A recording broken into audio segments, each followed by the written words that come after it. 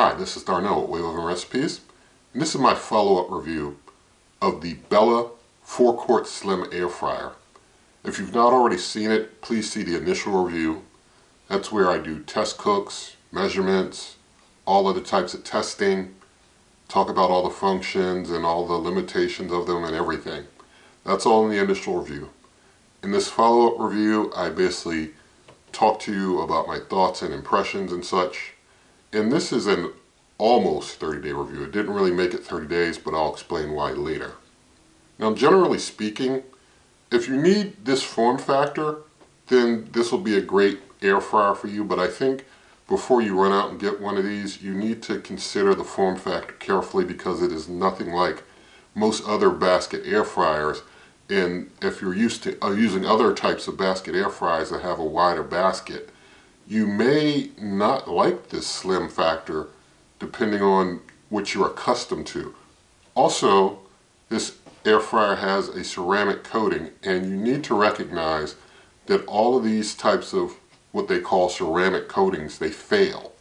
And I hope that you hear me out more on that part a little later. Now, regarding the form factor, because it's really slim, just for example, like if you have a 7-inch waffle and you're trying to reheat it, I'll just show you a quick picture, but it's not going to fit in flat. The waffle's just too big.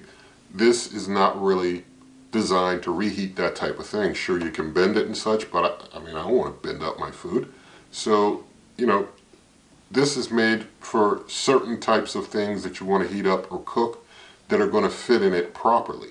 On the other hand, the slim form factor makes it easy to pour out contents from this into other containers. Like if I roast peanuts in here, and then I can take the basket out and I can just easily pour those peanuts into like a food shop, or if I'm making peanut butter or what have you. It's real easy to pour things out from this slim design, a lot easier than with a wider basket. So you should think it all over carefully. Get a cooker that works for you, not one that you have to change any of your routine for. Get one that works within your routine. Now I want to talk about the evenness of cooking. Basically, I'll show you a picture of before and after. I took 4 cups of peanuts. They were raw organic peanuts, and I basically roasted them for 1 hour at 285 degrees Fahrenheit.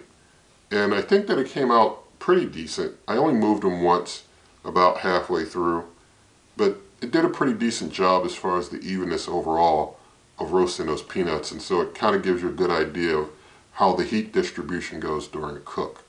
Now, when it comes to the hotness level, this basket air fryer is a little weaker than most basket air fryers. I mean, in general use, this one I have to cook things a little longer. If I'm heating things up, heat things up a little longer.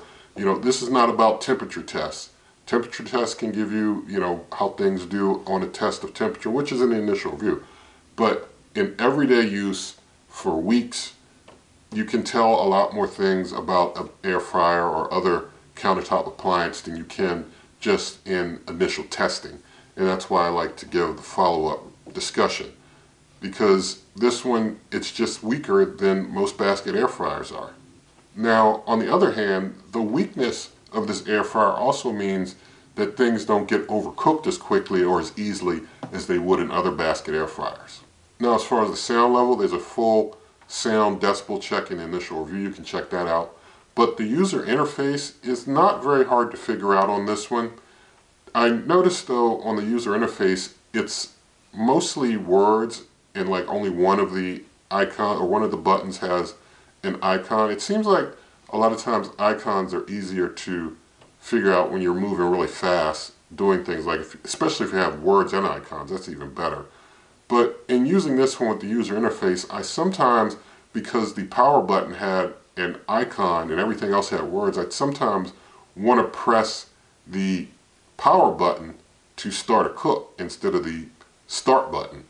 And so I just like, I guess, for just natural flow, if it's just an icon for the start stop that has like, some type of a image, and it can say start too, but it just seemed like for my natural flow of things, I just found myself a lot of times almost accidentally hitting the power button, or actually hitting the power button and having to start it back up again. when I wanted to actually start a cook after I'd entered my settings. Now, I had no smoke issues with this air fryer, but now I want to talk to you about the different functions that I used in my experience with them. The air fry function, it works well, but as I mentioned, things can take a little longer than some other basket air fryers.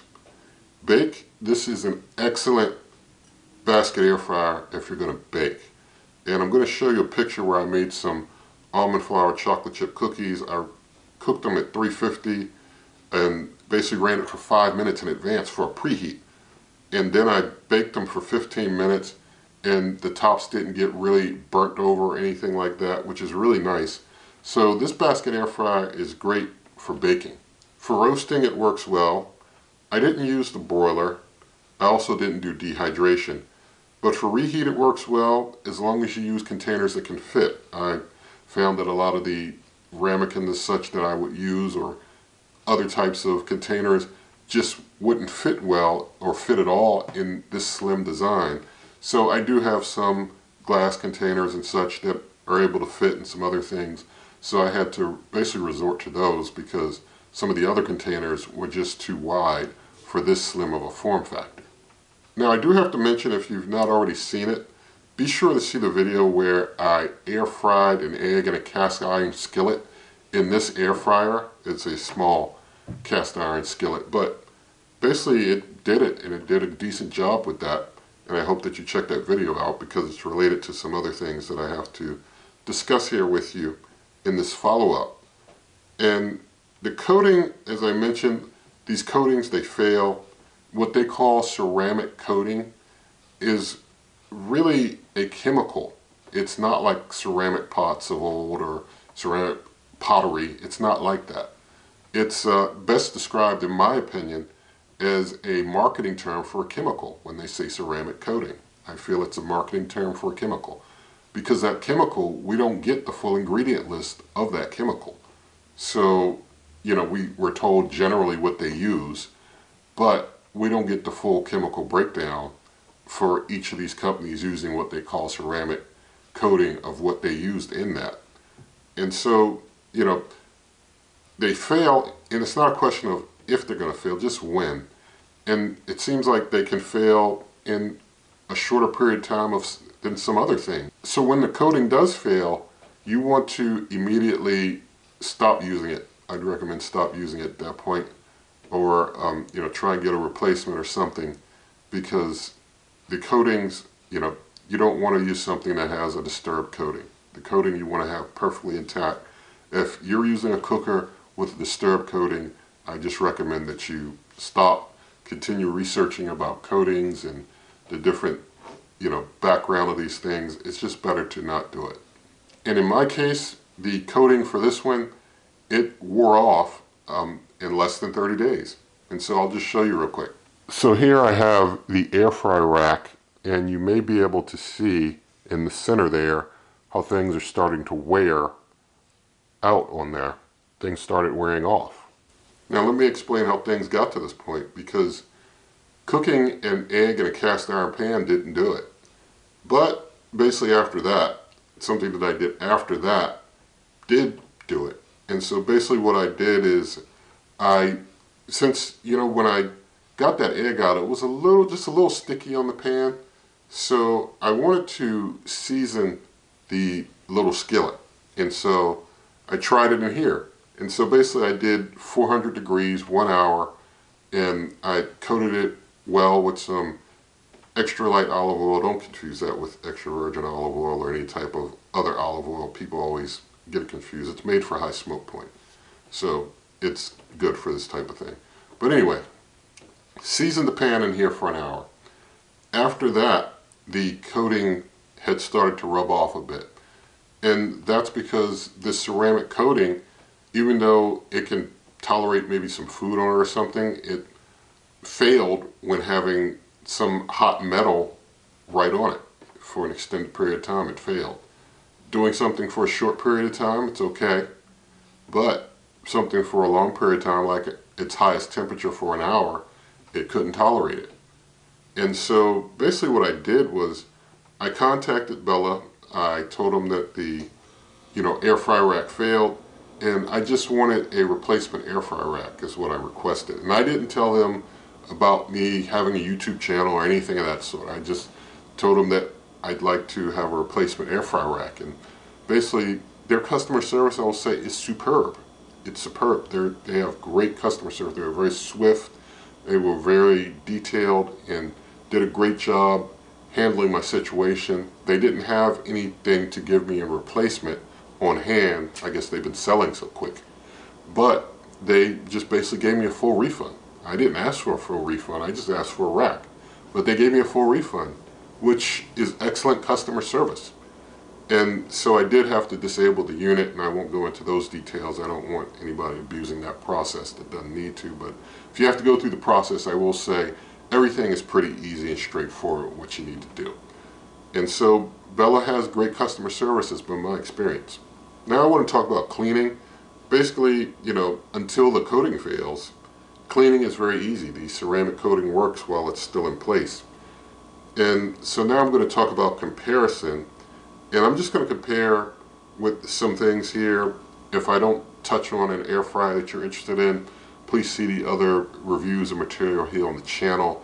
There's over 900 videos covering over 100 different cookers, so there's plenty for you to check out here.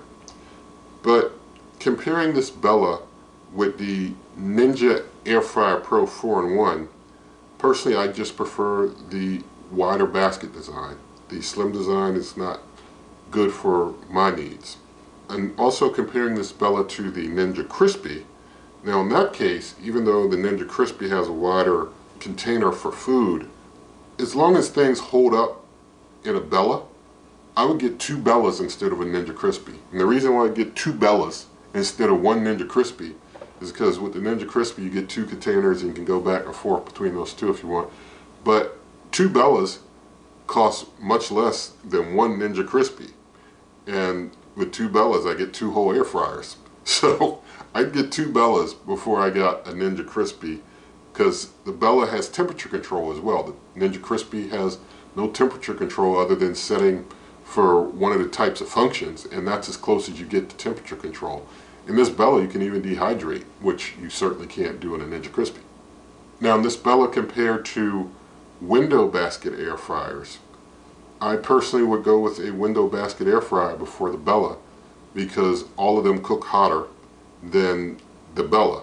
Even with their window, they cook hotter.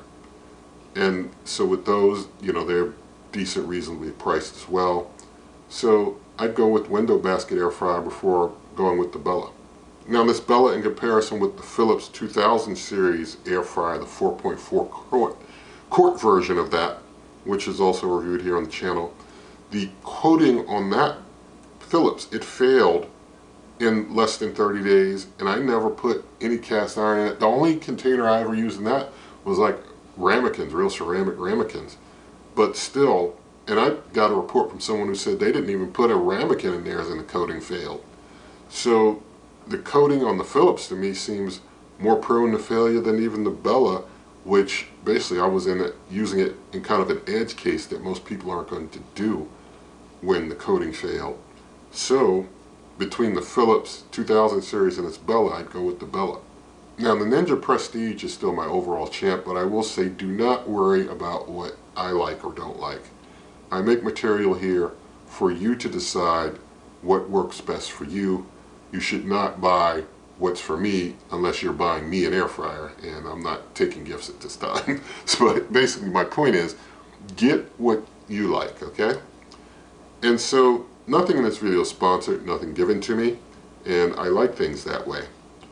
And so you can check out my blog, superwaveovenrecipes.com. Again, that's superwaveovenrecipes.com. And in the video description, there are lots of ways to help the channel, such as my cookbook, merch, membership, donations, link to the Amazon shop where you pay the same price, help the channel. Also, there's Buy Me a Coffee link. Buy Me a Coffee is doing monthly donations now too. But basically, with all of that said, if you did like the video, please do give it a thumbs up. Share the video with a friend, leave your comments, subscribe, hit that notification icon, and good eating.